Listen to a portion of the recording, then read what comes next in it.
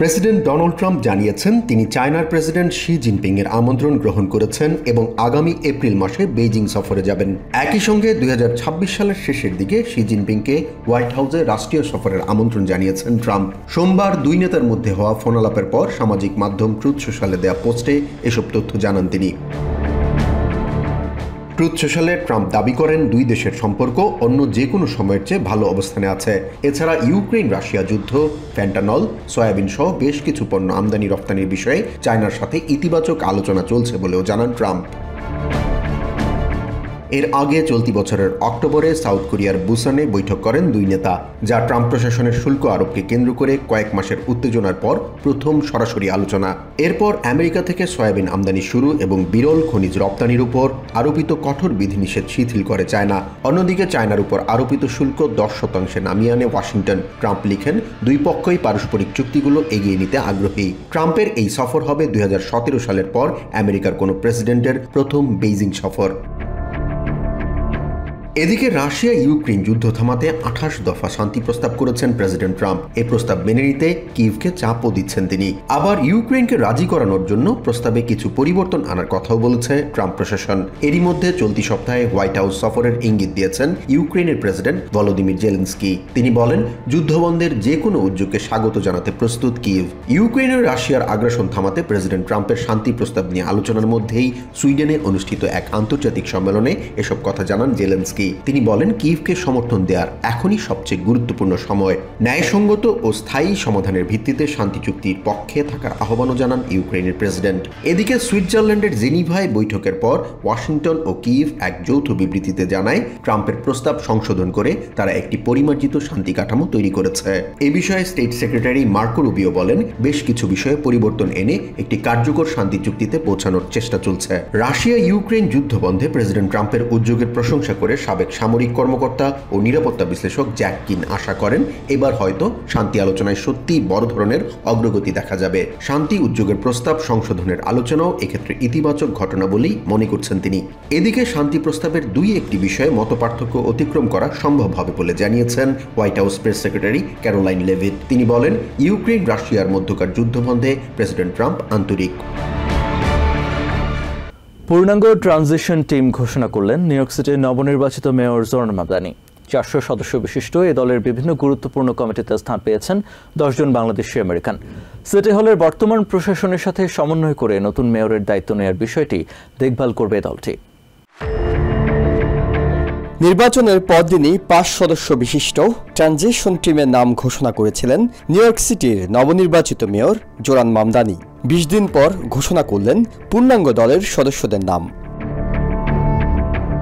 সোমবার সকালে আনুষ্ঠানিকভাবে ট্রানজিশন টিমের নাম ঘোষণা করেন জোরান মামদানি। 17টি কমিটির অধীনে তারা কাজ করবেন। কমিটিগুলোর মধ্যে রয়েছে সাশ্রয়ী আবাসন, পরিবহন, কমিউনিটি নিরাপত্তা, অর্থনৈতিক উন্নয়ন, অভিবাসন ও প্রযুক্তি সুবিধা সহ বিভিন্ন সরকারি কার্যক্রম। এছাড়াও ট্রানজিশন টিমে যুক্ত করা হয়েছে worker justice and community organising committee, যা নিউ ইয়র্ক সিটির কোনো মেয়রের প্রশাসনিক কার্যক্রমের মধ্যে নতুন সংযোজন। 400 সদস্যের এই কমিটিতে স্থান পেয়েছেন 10 জন বাংলাদেশি আমেরিকান।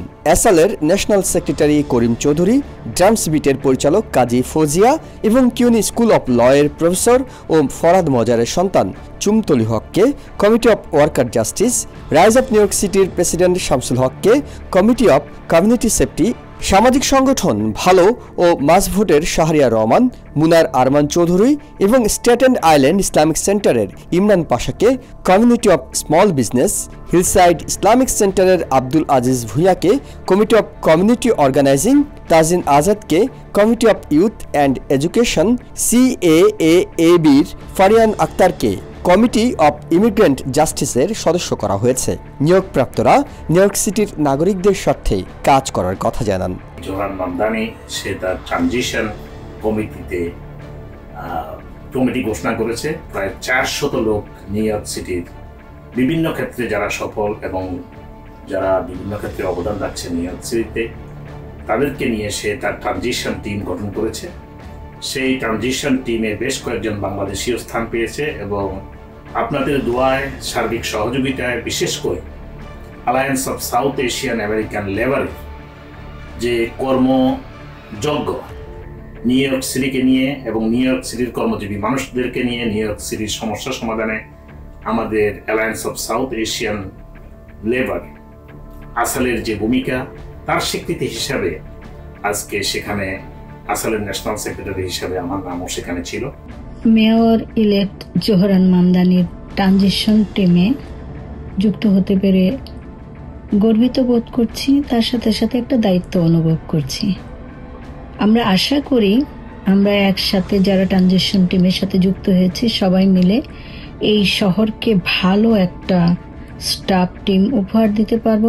নতুন দিনের স্বপ্ন পূরণে এই দলটি সক্রিয়ভাবে সব ধরনের কাজ করে যাবে বলে জানান জোরান মামদানি। এ পর্যন্ত প্রায় 70,000 মানুষ তার প্রশাসনে কাজ করার ব্যাপারে আগ্রহ দেখিয়েছেন বলেও জানান মামদানি।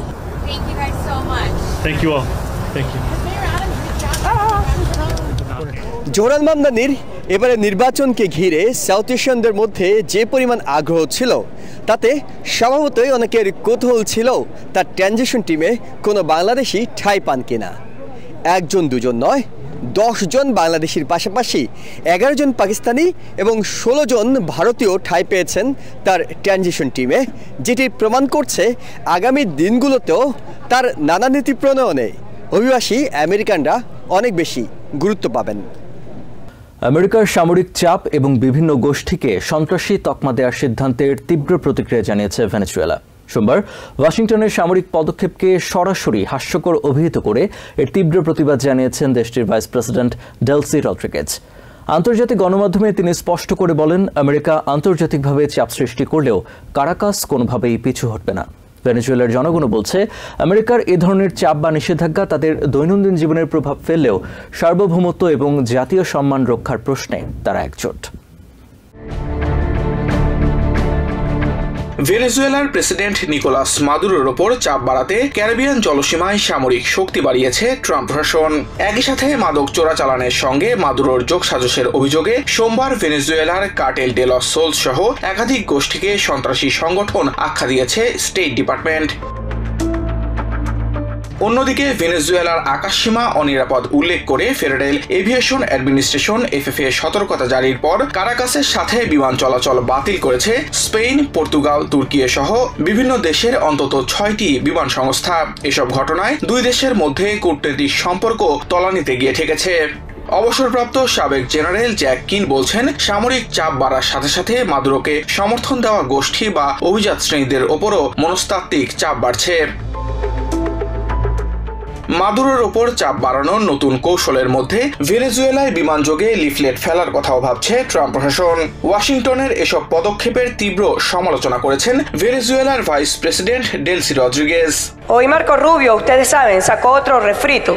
আজ মার্কো রুবিও আবার পুরনো কথা টেনে এনে বলছেন যে কার্টেল অফ দ্য সানস এখন একটি সন্ত্রাসী সংগঠন। হাস্যকর, এগুলো খুবই হাস্যকর। তারা যদি সত্যিই মাদক পাচার দমন করতে চাইতো তবে তাদের ইকুয়েডরে যাওয়া উচিত ছিল, কারণ রপ্তানি হওয়া 70% কোকেইন ইকুয়েডর হয়ে যায়। ভেনেজুয়েলা মাদক উৎপাদনকারীও নয়, পাচারকারীও নয়। ওয়াশিংটনের সামরিক পদক্ষেপকে সরাসরি হাস্যকর উল্লেখ করে তিনি বলেন, আমেরিকা আন্তর্জাতিক পর্যায়ে চাপ বাড়ালেও ভেনেজুয়েলা সার্বভৌমত্ব রক্ষায় বদ্ধপরিকর। Bueno, ellos decidieron rodear a Venezuela, y tiraron. তারা ভেনেজুয়েলাকে ঘিরে ফেলতে শক্তিশালী ডেস্ট্রয়ার জাহাজ পাঠানোর পাশাপাশি পাঠালো একটি পারমাণবিক সাবমেরিন, বিমান ও ড্রোন, যা প্রতিদিন উড়ে উড়ে উত্তেজনা ও উস্কানির সুযোগ খুঁজছে। আর এর জবাবে ভেনেজুয়েলার জনগণ কোনো ভয়ভীতি ছাড়াই তাদের দৈনন্দিন কাজ চালিয়ে যাচ্ছে। এসব সিদ্ধান্তের ফলে ভেনেজুয়েলার নাগরিকদের মধ্যেও কিছুটা উদ্বেগ তৈরি হয়েছে। তবে উদ্বেগের পাশাপাশি তাদের মধ্যে এক ধরনের দৃঢ়তা ও প্রতিরোধের মনোভাবও দেখা যাচ্ছে। আমি সবচেয়ে খারাপ দৃশ্যটাও কল্পনা করতে চাই না, যেখানে এই লোকগুলো এসে আমাদের ভেনেজুয়েলায় আক্রমণ করবে। এখানে তারা সহজে কিছু পাবে না, কারণ আমাদের ভেনেজুয়েলায় যথেষ্ট দেশপ্রেমিক রয়েছে। অন্তত আমি নিজের কথা বলতে পারি, এটা কোনোভাবেই ঘটতে দেয়া হবে না। আন্তর্জাতিক বিশ্লেষকরাও মনে করছেন, দুই শক্তির এই কূটনৈতিক ও সামরিক সংঘাত সহজে মিটবে না, বরং তা আঞ্চলিক স্থিতিশীলতার জন্য উদ্বেগের কারণ হতে পারে। সাবেক FBI ডিরেক্টর জেমস কোমি ও নিউ ইয়র্কের অ্যাটর্নি জেনারেল লেটিশা জেমসের বিরুদ্ধে ফৌজদারি মামলা খারিজ করে দিয়েছে ফেডারেল আদালত। অ্যাক্টিং ইউএস অ্যাটর্নি লিন্ডসে হ্যালিগানের নিয়োগ অবৈধ উল্লেখ করে সোমবার সাউথ ক্যারোলাইনার ইউএস ডিস্ট্রিক্ট জাজ ক্যামেরন কারি এই রায় দেন। হ্যালিগানের নিয়োগ অসাংবিধানিক হওয়ার কারণে মামলার বিষয়ে তার সব পদক্ষেপকেও বেআইনি এবং অকার্যকর বলে ঘোষণা করা হয়। অন্যদিকে হোয়াইট হাউস জানিয়েছে এই রায়ের বিরুদ্ধে আপিল করবে জাস্টিস ডিপার্টমেন্ট। ট্রাম্প প্রশাসনের বিরুদ্ধে আইনি লড়াইয়ে বড় জয় পেলেন সাবেক FBI ডিরেক্টর জেমস কোমি এবং নিউ ইয়র্কের অ্যাটর্নি জেনারেল লেটিশা জেমস। সোমবার সাউথ ক্যারোলাইনার ফেডারেল বিচারক ক্যামেরন ম্যাকগোয়ান-কারি কোমি এবং জেমসের বিরুদ্ধে দায়ের করা ফৌজদারি মামলাগুলো খারিজ করে দিয়েছেন। কারণ হিসেবে বলা হয়েছে তাদের বিরুদ্ধে অভিযোগগুলো আনা ইস্টার্ন ডিস্ট্রিক্ট অফ ভার্জিনিয়ার ভারপ্রাপ্ত ইউএস অ্যাটর্নি লিন্ডসে হ্যালিগানকে বেআইনিভাবে ওই পদে নিয়োগ দেওয়া হয়েছে। তাই মামলা দায়েরের জন্য তার নেওয়া সব পদক্ষেপকে বেআইনি ও অকার্যকর বলে উল্লেখ করেন বিচারক। আইন বিশেষজ্ঞ জনাথন টার্লি জানান, ফেডারেল আইন অনুযায়ী প্রেসিডেন্ট কোনো শূন্য পদে সর্বোচ্চ 120 দিনের জন্য একজন ভারপ্রাপ্ত ইউএস অ্যাটর্নি নিয়োগ দিতে পারেন। কিন্তু হ্যালিগানকে নিয়োগের আগেই ইস্টার্ন ডিস্ট্রিক্ট অফ ভার্জিনিয়ার ভারপ্রাপ্ত ইউএস অ্যাটর্নি হিসেবে সেই সময়সীমা অতিক্রম করেন এরিক সিবার্ট। কোমি এবং জেমসের বিরুদ্ধে মামলা দায়েরে অনীহা প্রকাশ করায় যাকে পদটি থেকে সরিয়ে দেওয়া হয়। পরবর্তীতে তড়িঘড়ি করে যথাযথ প্রক্রিয়া না মেনেই হ্যালিগানকে নিয়োগ দেওয়া হয়। গত সেপ্টেম্বরে প্রেসিডেন্ট ট্রাম্প তার রাজনৈতিক প্রতিপক্ষদের বিরুদ্ধে দ্রুত ব্যবস্থা নিতে অ্যাটর্নি জেনারেল প্যাম বন্ডিকে প্রকাশ্যে নির্দেশ দেওয়ার পর কোমি ও লেটিশা জেমসের বিরুদ্ধে মামলা দুটি দায়ের করা হয়। উভয়েই মামলাগুলোকে ট্রাম্প প্রশাসনের প্রতিহিংসামূলক পদক্ষেপ বলে অভিযোগ করে সেগুলো খারিজের আবেদন জানান। মামলা দুটি খারিজ করা হলেও তাদের বিরুদ্ধে নতুন করে অভিযোগ আনার সুযোগ রেখেছেন বিচারক। তবে কোমির বিরুদ্ধে সরকার পুনরায় মামলা দায়ের করতে পারবে কিনা তা নিয়ে সংশয় প্রকাশ করেন সাবেক US attorney Joyce Vance.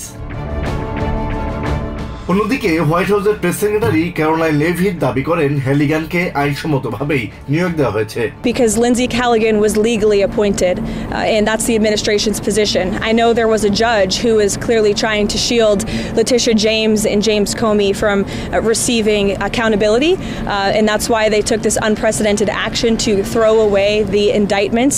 Justice department দ্রুতই এই রায়ের বিরুদ্ধে আপিল করবে বলেও জানান তিনি। But the Department of Justice will be appealing very soon, and it is our position that Lindsey Callaghan is extremely qualified for this position, but more importantly was legally appointed. এদিকে মামলা খারিজের পর এক video বার্তায় James Komi আদালতের প্রতি কৃতজ্ঞতা প্রকাশ করেন। তবে প্রেসিডেন্ট ট্রাম্পের প্রতিহিংসামূলক কর্মকাণ্ড শেষ হয়ে যায়নি বলে সতর্ক করেন তিনি। এক্সে দেয়া পোস্টে নিউ ইয়র্কের অ্যাটর্নি জেনারেল লেটিশা জেমস তার প্রতি সহানুভূতি ও সমর্থনের জন্য কৃতজ্ঞতা জানান। তিনি বলেন, রাজনৈতিক উদ্দেশ্য প্রণোদিত যে কোনো অভিযোগের বিরুদ্ধে লড়াই চালিয়ে যাবেন। নিউ ইয়র্কের টাইমস স্কয়ারে নববর্ষ উদযাপনের অন্যতম স্মারক নিউ ইয়ার্স ইভ বল স্থাপন করা হয়েছে। 2026 বর্ষবরণ উৎসব উদযাপনে এবার নতুন ডিজাইনের বল স্থাপন করা হলো। ওয়ান টাইম স্কয়ার ভবনের কর্ণধার মাইকেল ফিলিপস বলেন, বিশ্বের বিভিন্ন স্থান থেকে আনা উপাদান দিয়ে নিউ ইয়র্কের বাসিন্দারা এটা তৈরি করেছে। নিউ ইয়ার উদযাপনে বিশ্বের সবচেয়ে জনপ্রিয় স্থান নিউ ইয়র্কের টাইমস স্কয়ার। প্রতি বছর হাজারো মানুষ এখানে আসেন 31st নাইট উদযাপন করতে। সেই উদযাপনের অন্যতম অনুষঙ্গ টাইমস স্কয়ারে নিউ ইয়ার্স ইভ বল বা কনস্টেলেশন বল স্থাপন করা হয়েছে।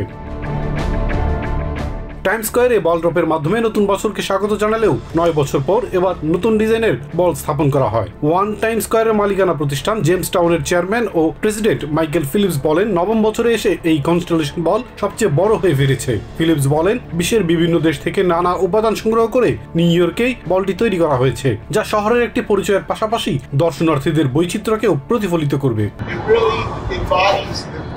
What is locally great about our city, but also about what the visitors who are coming here represent. New York টাইমসের সাবেক প্রকাশক এডলফ অক্সের হাত ধরে 1907 সাল থেকে টাইমস স্কয়ারে বর্ষবরণে এই আতশবাজির আয়োজন শুরু হয়। মাইকেল ফিলিপস উল্লেখ করেন, এতে 5280টি গোলাকার ওয়াটারপ্রুফ ক্রিস্টাল ব্যবহার করার ফলে আগের ডিজাইনের তুলনায় প্রায় দ্বিগুণ আকার ধারণ করেছে। It's the largest ball. It has 5200 crystals, twice the number of the last evolved the last 10 years. নতুন বলটির বেস 12.5 ফুট এবং ওজন 1200 পাউন্ডেরও বেশি, যা একে এখন পর্যন্ত সবচেয়ে বড় সংস্করণ বলা হচ্ছে। এতে 1.5 ইঞ্চি, 3 ইঞ্চি এবং 4 ইঞ্চি বিশিষ্ট তিনটি নতুন মাপের ক্রিস্টাল ব্যবহার করা হয়েছে। 2025-এর থিমগুলো হলো infinity joy, infinity light and infinity beginnings. Time Square অ্যালায়েন্সের প্রেসিডেন্ট টম হ্যারিস নতুন ডিজাইনটিকে ভালোবাসার পরিশ্রমের ফসল বলে উল্লেখ করেছেন। 9 years in the making, from vision to execution today, and it really has been a labor of love by Jamestown. আরো উন্নত আলো ও গতি সংক্রান্ত সিস্টেমের পাশাপাশি বলটিতে প্রথমবারের মতো এমন একটি বিশেষ অডিও ফিচার যোগ করা হয়েছে যা রিয়েল টাইমে ভিজুয়াল প্যাটার্ন তৈরি করে। বিশ্বের সবচেয়ে বেশি দেখা নিউ ইয়ার্স ইভ উদযাপনের এই কেন্দ্রবিন্দুকে আরো আধুনিক করে তুলবে আশা আয়োজকদের। পাশাপাশি সুভিনির হিসেবে থাকছে পুরাতন ক্রিস্টাল ক্রয়েরও সুযোগ। থ্যাঙ্কসগিভিং ডে উপলক্ষে দেশজুড়ে 33 মিলিয়নেরও বেশি মানুষ ভ্রমণে বের হচ্ছে বলে জানিয়েছেন ট্রান্সপোর্টেশন সেক্রেটারি শন ডাফি। আগামী মঙ্গল, বুধ এবং রবিবার সবচেয়ে ব্যস্ত দিন হবে বলেও জানান তিনি। সোমবার নিউ জার্সির নিউ ইয়র্ক এয়ারপোর্টে এসব কথা বলেন সেক্রেটারি। আকাশপথে রেকর্ড 31 মিলিয়ন যাত্রী এ সপ্তাহে ভ্রমণ করবে, আর সবচেয়ে ব্যস্ত দিন মঙ্গলবার। আকাশে প্রায় 52,000 ফ্লাইট ওঠানামা করবে বলেও জানান শন ডাফি। আগামী 27 নভেম্বর থ্যাঙ্কসগিভিং ডে। পরিবার, প্রতিবেশী ও বন্ধুদের সাথে একত্রিত হওয়া বা ছুটি কাটাতে 33 মিলিয়নেরও বেশি মানুষ এই সপ্তাহে ভ্রমণ করবে বলে জানিয়েছেন ট্রান্সপোর্টেশন সেক্রেটারি শন ডাফি। সোমবার নিউ জার্সির নিউ ইয়র্ক এয়ারপোর্টে থ্যাঙ্কসগিভিং ডে উপলক্ষে সংবাদ সম্মেলনে এ তথ্য জানান তিনি। ট্রান্সপোর্টেশন সেক্রেটারি বলেন, ভ্রমণকারীদের কথা বিবেচনা করে সব ধরনের ব্যবস্থা নিশ্চিত করা হয়েছে। এ সময়ে মঙ্গলবার বিকেলে ভ্রমণকারীদের অন্য সময়ের তুলনায় বেশি ব্যস্ত সময় যাবে বলে জানান শন ডাফি। প্রেসিডেন্ট ট্রাম্পের অর্থনৈতিক পরিকল্পনার কথা উল্লেখ করে এর ভালো সুফল পাচ্ছে দেশ বলেও মন্তব্য করেন ট্রান্সপোর্টেশন সেক্রেটারি। শন ডাফি বলেন, এবার সড়ক পথে যারা ছুটিতে যাচ্ছেন তাদের জন্য সুখবর হিসেবে গ্যাসোলিনের দাম কমেছে। গ্যালন প্রতি তা $3.2 হয়েছে বলেও জানান তিনি। একই সাথে গাড়ি ভাড়া 15% কমেছে বলেও দাবি করেন ডাফি। এবছর 1.2 মিলিয়ন যাত্রী রেলপথে ভ্রমণ করবে বলেও জানান ট্রান্সপোর্টেশন সেক্রেটারি। তবে আকাশপথে এবারের যাত্রা হবে অন্যান্য বারের চেয়েও বেশি। আকাশপথে রেকর্ড 31 মিলিয়ন যাত্রী এই সপ্তাহে ভ্রমণ করবে। একই সঙ্গে আকাশপথে যাত্রার জন্য পাইলট, এয়ার কন্ট্রোলার ও টেকনিশিয়ানদেরও ধন্যবাদ জানানোর আহ্বান জানান ট্রান্সপোর্টেশন সেক্রেটারি। আকাশপথে ভ্রমণের জন্য এয়ারপোর্টে যাওয়ার সময় পায়জামা ও স্লিপার না পরার পরামর্শ দেন তিনি। ট্রাভেল শাখা বিশেষ করে এয়ারপোর্টগুলোর জন্য এই সপ্তাহটি সুপার বোলের মতন তুলনা করেন ফেডারেল এভিয়েশন অ্যাডমিনিস্ট্রেশন এএফ এর administrator Brian Bedford. New York থেকে সম্প্রচারিত TVN 24 টেলিভিশন বিশ্বজুড়ে বাঙালির কণ্ঠস্বর।